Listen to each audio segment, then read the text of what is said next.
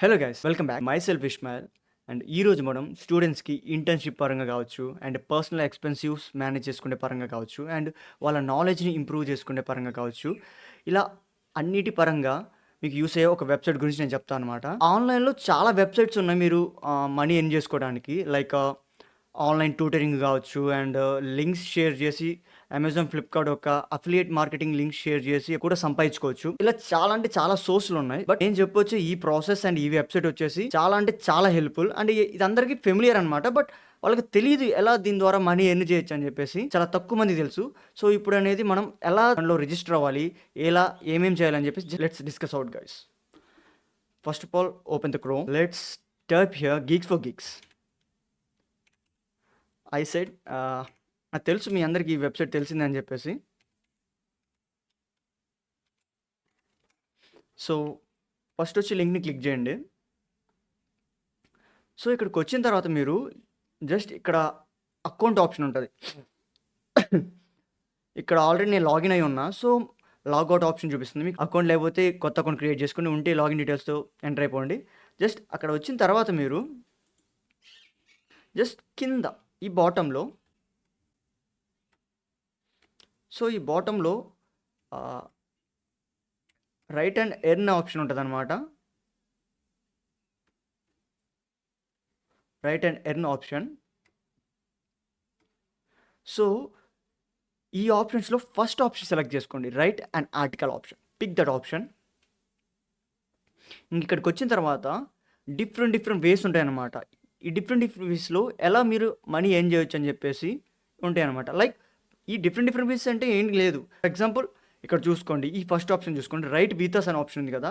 ఇక్కడ right on suggest topics, right and interview experience, right and article. So right suggested topics అంటే వాళ్ళు కొన్ని suggestions ఇస్తారనమాట. ఈ టాపిక్స్ మీద రాయండి కొంచెం బ్రీఫ్గా అని చెప్పేసి. వాళ్ళు ఇచ్చిన టాపిక్స్ మీద రాయొచ్చు. లేదా మీరు ఏదైనా పర్సనల్ ఇంటర్వ్యూస్ అని ఏమన్నా రౌండ్స్ ఫేస్ చేస్తుంటే, లైక్ ఇలా ఇంటర్వ్యూస్ జరుగుతాయని చెప్పేసి ఒక దాన్ని కొంచెం బ్రీఫ్గా మీరు ఎక్స్ప్లెయిన్ చేయొచ్చు.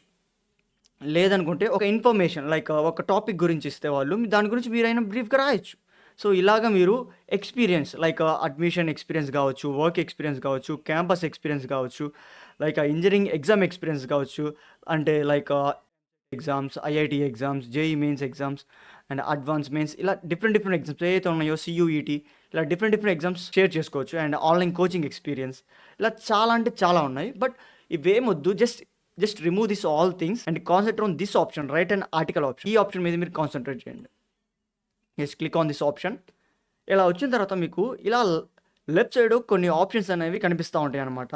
సో వీటిలో మనం మెయిన్గా చూడాల్సిన ఆప్షన్ ఏంటంటే ఇక్కడ pick article and work with us article. So ఈ suggest articles and improve, pick improvement and అనేవి అవి అదర్ థింగ్. సో అవి తర్వాత మాట్లాడుకుందాం. సో ఈ వర్క్ విత్ అస్ ఆప్షన్ గురించి డిస్కషన్.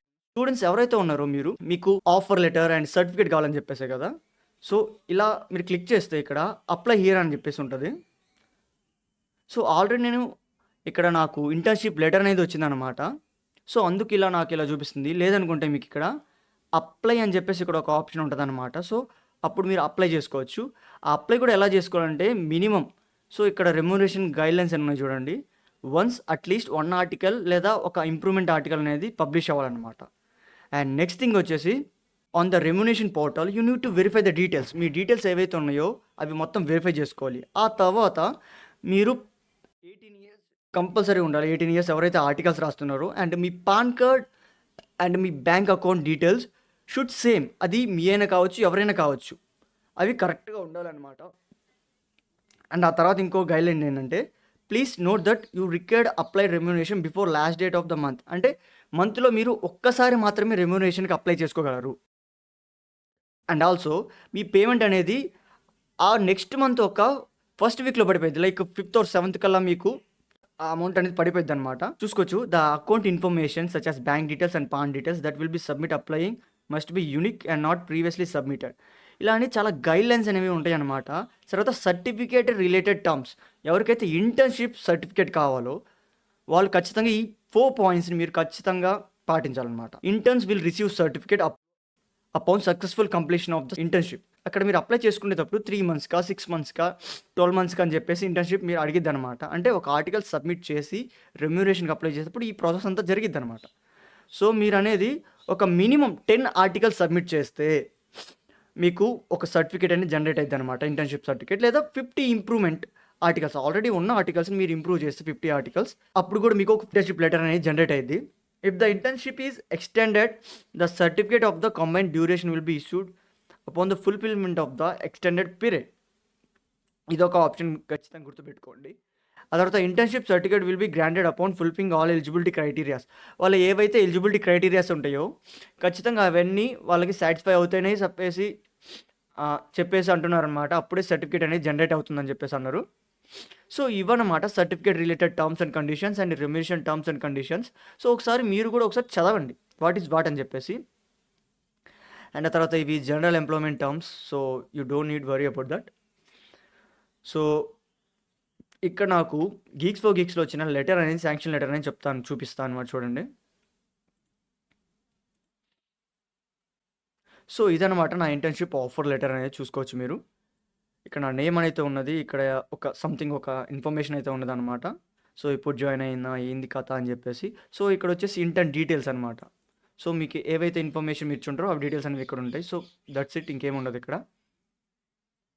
సో, ఇక్కడ మీకు ఇంటర్న్‌షిప్ మంత్ డ్యూరేషన్ అని చెప్పేసి ఉంటది. ఎప్పుడు జాయిన్ అయ్యారు, మీ డీటెయిల్స్ అని చెప్పేసి సంథింగ్ ఇలా ఉంటాయి మొత్తం. So, like that nothing is there. And next option వచ్చేసి పిక్ ఆర్టికల్. సో, ఇక్కడ మనకి 2 ఆప్షన్స్ అనేవి కనిపిస్తా ఉంటాయి. Search available topics and my picked articles. So, first మనం సెర్చ్ అవైలబుల్ టాపిక్స్‌లోకి వెళ్దాం. సో, మీరు ఆర్టికల్ రాయాలి.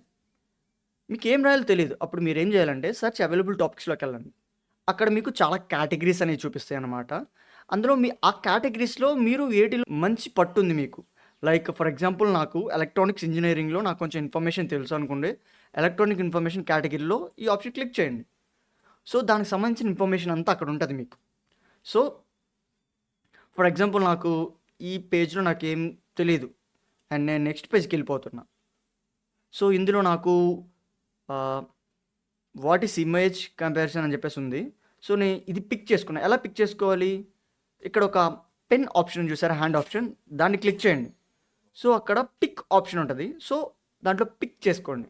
సో, ఇంకొక ఇన్ఫర్మేషన్ ఏంటంటే వితిన్ 4 డేస్ కల్లా మీరు ఖచ్చితంగా ఆర్టికల్ అనేది పిక్ చేయాలి.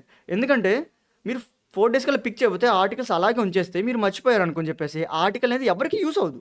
సో, అందుకని చెప్పేసి మీరు 4 డేస్ కల్లా రాయకపోతే ఈ గీక్స్ ఫర్ గీక్స్ టీమ్ అయితే ఏం చేస్తుందంటే ఇప్పుడైతే మీరు ఎలాగా అవైలబుల్ టాపిక్స్‌కి వెళ్ళారో వేరే వాళ్ళు చూసినా కూడా అలాగే ఆ ఇన్ఫర్మేషన్, ఆ టాపిక్ అనేది వాళ్ళకి అవైలబుల్ ఉంటదనమాట. సో, నేను ఈ టాపిక్ అనేది పిక్ చేసుకుంటున్నా. So, okay. You are not allowed to pick more than 5 articles at a time. So, నేను ఆల్రెడీ ఆర్టికల్స్ రాస్తా ఉన్నా కాబట్టి ఒక 5 ఆర్టికల్స్ కన్నా ఎక్కువ ఆర్టికల్స్‌కి అది చోటు ఇవ్వదనమాట. లైక్ 5 ఆర్టికల్సే. 5 ఆర్టికల్స్ తర్వాత ఏది ఇవ్వదు. సో, ఇఫ్ మీరు చూస్ చేసుకున్నా అలాగ వస్తదనమాట. నాకు మాత్రం అలా వస్తుంది. మీకు మాత్రం ఏమవ్వదు. ఆర్టికల్ సక్సెస్‌ఫుల్‌గా పిక్ అయిద్దనమాట. సో, పిక్ అయిన ఆర్టికల్ ఎక్కడ చూసుకోవాలి మీరు.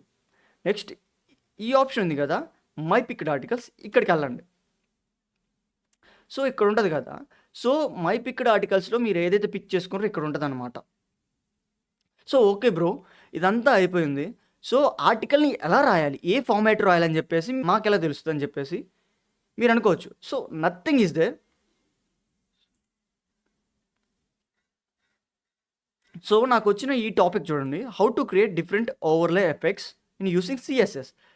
సీఎస్ఎస్ యూజ్ చేసి డిఫరెంట్ ఓవర్‌లేసి ఎఫెక్ట్స్‌ని ఎలా క్రియేట్ చేయాలని చెప్పేసి నాకు టాపిక్ వచ్చింది. సో, ఆ టాపిక్ నాకు తెలుసు. ఎలా ఫార్మాట్ రాయాలని చెప్పేసి నాకెలా తెలుస్తదంటే సజెస్టెడ్ డిస్క్రిప్షన్ అని చెప్పేసి ఈ సైడ్ కనిపిస్తుంది కదా. సో, దాన్ని చూడండి. సో, వాడేమిచ్చాడు? Write the articles please cover the following topics. Description ఉండాలని చెప్పేసి అన్నాడు. ఆల్ ద పాసిబుల్ అప్రోచెస్ ఉండాలని చెప్పేసాడు. Describe each approach 1 by 1. తర్వాత సింటాక్స్, ఎగ్జాంపుల్, తర్వాత జిప్ ఫార్మాట్ ఏదైతే అవుట్‌పుట్ ఉంటుందో జిప్ ఫార్మాట్‌లో ఉండాలని చెప్పేసి అన్నాడు. ఆ తర్వాత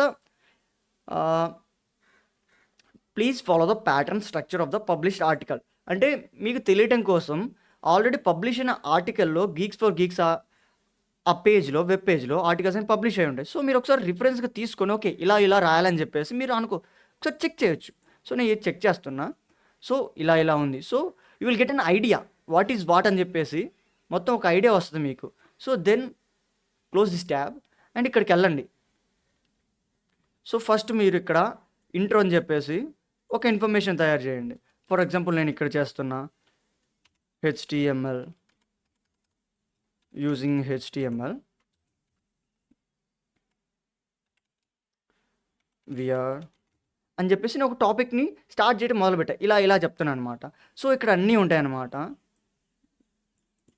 సో ఇక్కడ టేబుల్ కాంటెంట్స్ ఉంది కదా, ఇది హెడ్డింగ్. సో నేను ఇక్కడ పారాగ్రాఫ్ H2 H3 H4 అని చెప్పేసి కొన్ని ఉంటాయి. సో అక్కడ హెడ్డింగ్స్ కరెక్ట్గా మీరు కరెక్ట్ రూల్స్ పాటించండి. మీరు ఇన్ఫర్మేషన్ ఆల్రెడీ మీరు గీక్స్ ఫర్ గీక్స్ ఆర్టికల్స్ రాసేటప్పుడు. సో నేను హెడ్డింగ్ కాబట్టి H2 హెడ్డింగ్ నేను సెలెక్ట్ చేసుకుంటున్నాను. ఆ తర్వాత వీటిల్లో ఇన్ఫర్మేషన్ ఏదైతే ఉంటుందో వాటిని బుల్లెట్ పాయింట్స్లో రాయండి. లైక్ ఎలా రాసుకోవాలంటే బుల్లెట్ పాయింట్స్లో ఇప్పుడు 1 to 3 అయింది కదా, ఈ మొత్తం సెలెక్ట్ చేసుకున్న టెక్స్ట్ అంతా ఇక్కడ ఆప్షన్ చూసారా, డాట్స్ రూపంలో బుల్లెట్ లిస్ట్ అని చెప్పేసి దాన్ని సెలెక్ట్ చేసుకోండి. బుల్లెట్ లిస్ట్ అయిపోయింది అనమాట. ఆ తర్వాత మళ్ళీ ఒక ఆర్టికల్ ఒక హెడ్డింగ్ తీసుకున్నా, ఆ తర్వాత ఒక పారాగ్రాఫ్ రూపంలో రాసా, ఆ తర్వాత ఇది ఒక కోడ్ అనమాట. సో కోడ్ అనేది నేను సబ్మిట్ చేశా. సో జిప్ ఫార్మాట్లో యాడ్ చేశా. బ్రో ఈ జిప్ ఫార్మాట్ ఇమేజెస్ ఎలా యాడ్ చేయాలంటే ఇక్కడ చూడండి, ఇమేజెస్ అని చెప్పేసి ఉన్నాయి కదా, అది క్లిక్ చేయండి. ఇక్కడ డ్రాగ్ అండ్ డ్రాప్ అని చెప్పేసి ఉంటుంది, అది క్లిక్ చేయండి. సో ఇక్కడ మీరు సెలెక్ట్ చేసుకోవచ్చు వాట్ ఈస్ వాట్ అని చెప్పేసి మొత్తం. ఆ తర్వాత అప్రోచ్ ఎలా ఉండాలి, హెడ్డింగ్స్ ఇక్కడే ఉంటాయి పైన, headings bold, italic forms, underlines, images, tables ఇలా క్రియేట్ చేయొచ్చు అనమాట. అండ్ తర్వాత quotations, something everything is there. So ఇవన్నీ చేసిన తర్వాత ఇక్కడ మీకు సబ్మిట్ ఫర్ రివ్యూ అని ఉంటుంది. సో ఆ ఆప్షన్ని క్లిక్ చేశారంటే వాళ్ళకి సబ్మిట్ అయిపోయింది అనమాట. సబ్మిట్ అయిపోయిన తర్వాత అది రాసింది రైట్ ఓ రాంగో మీకు తెలియదు. ఆ తర్వాత మీరు ఏం చేస్తారంటే జస్ట్ వెయిట్ చేయండి, వాళ్ళ దగ్గర నుంచి రిప్లై వస్తుంది. అది మీకు మెయిల్కి వస్తుంది. ఆ తర్వాత ఈ ఆర్టికల్ మీరు ఏదైతే చేసుకున్నారో ఆ ఆర్టికల్లోకి వెళ్ళినా కూడా మీకు కనిపిస్తుంది. అలా ఎక్కడ కనిపిస్తుంది అంటే కామెంట్స్ అండ్ సెక్షన్ ఒకటి ఉంటుంది కింద. ఇదిగో చూడండి, గీక్స్ ఫర్ గీక్స్ టీమ్ నుంచి నువ్వు ఇవి ఫాలోయింగ్ పాయింట్స్ని మిస్ చేసావురా అయ్యా, ఈ పాయింట్స్ నువ్వు యాడ్ చేయి ఖచ్చితంగా, ఈ మ్యాండేటరీ అని చెప్పేసి వాడు అంటుండు. సో ఏమేమి నేను మిస్ చేసా, write a description maximum 3 lines, నేను అదే దగ్గర కొట్టా. తర్వాత explain each approach maximum of 3 lines, images are not rendered on the UI as a zip format అని చెప్పేసి చాలా అంటే చాలా ఫార్మాట్స్, చాలా హెడ్డింగ్స్ నేను ఎగరగొట్టా. ఆ తర్వాత అది రాసి నేను సబ్మిట్ చేసిన తర్వాత మళ్ళీ ఇచ్చాడు explain the code maximum of 3 lines. ఆ తర్వాత నేనేం చెప్పా, can you tell me in detail what changes do you want ఇలా అని చెప్పి మళ్ళీ చెప్తానే ఉన్నా వాడికి. ఆ తర్వాత నుంచి రిప్లై వస్తుంది అనమాట వాడికి. Just wait for some time. నా సైడ్ ఏంటంటే నేను వాడికి కామెంట్ ఇచ్చానమాట నాకు ఏం చేంజెస్ కావాలని చెప్పేసి.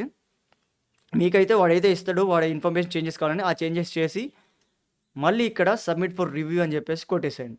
అండ్ ఆల్సో మీరు తెలుసుకొని ఇంకోటి ఇన్ఫర్మేషన్ ఏంటంటే ప్రాసెసెస్, లైక్ ప్రాసెస్ అంటే పెండింగ్ అంటే ఏంటిది, వెయిటింగ్ ఫర్ ఆథర్ అంటే ఏంటిది, తర్వాత డ్రాఫ్ట్ అంటే ఏంటిది అని చెప్పేసి ఉంటుంది. పెండింగ్ అంటే ఒక ఆర్టికల్ని మీరు సబ్మిట్ ఫర్ రివ్యూ చేసిన తర్వాత ఈ పెండింగ్ అనే ఆప్షన్ అనేది చూపిస్తుంది. ఈ వెయిటింగ్ ఫర్ ఆథర్ అనే ఆప్షన్ ఎప్పుడు చూపిస్తుంది అంటే ఒకవేళ మీరు ఆర్టికల్ని సబ్మిట్ చేశారు అండ్ అది పెండింగ్ రివ్యూలో ఉంది, ఆ తర్వాత మీకు కొంత ఇన్ఫర్మేషన్ చేంజ్ చేయాలని అన్నాడు అనుకో, ఆ తర్వాత వెయిటింగ్ ఫర్ ఆథర్ అంటుంది. అంటే మీ సైడ్ నుంచి లీడ్ తీసుకోవాలన్నమాట, ఇన్ఫర్మేషన్ని కరెక్ట్ చేసి మళ్ళీ పంపించాలి. అప్పుడు ఏం చూపిస్తుంది, పెండింగ్ చూపిస్తుంది. తర్వాత డ్రాఫ్ట్ అంటే ఏం లేదు, మీరు ఏదైతే సర్చ్ అవైలబుల్ టాపిక్స్ లో చేశాడు కదా, ఇక్కడ ఒక టాపిక్ సెలెక్ట్ చేసుకోమని చెప్పేసి, సో టాపిక్ ని సెలెక్ట్ చేసుకున్న తర్వాత ఇక్కడ పిక్ చేసుకున్న తర్వాత అది ఆటోమేటిక్ డ్రాఫ్ట్ లోకి వెళ్ళిపోయింది. డ్రాఫ్ట్ లో మీరు అంతా మ్యాటర్ అంతా రాసిన తర్వాత సబ్మిట్ చేస్తే అక్కడ పెండింగ్ పడింది. పెండింగ్ లో ఇన్ఫర్మేషన్ కరెక్షన్ చేయాలంటే వెయిటింగ్ ఫర్ ఆథర్. సో ఆ తర్వాత ఈ ఆప్షన్స్ అన్ని అయిపోయిన తర్వాత మీ ఆర్టికల్ ఒకవేళ అంతా ఓకే అయిపోయిన తర్వాత ఇన్ రివ్యూలో పడుతుంది అనమాట. వేరే వాళ్ళు చూస్తారనమాట అండ్ ద ప్రాసెస్ కరెక్ట్ ఉందా లేదా. ఒకవేళ కరెక్ట్ ఉంటే మీకు ఇక్కడ ఎలిజిబుల్ అని చెప్పేసి ఒక ఆప్షన్ వస్తుంది అనమాట. Let me show you that option also.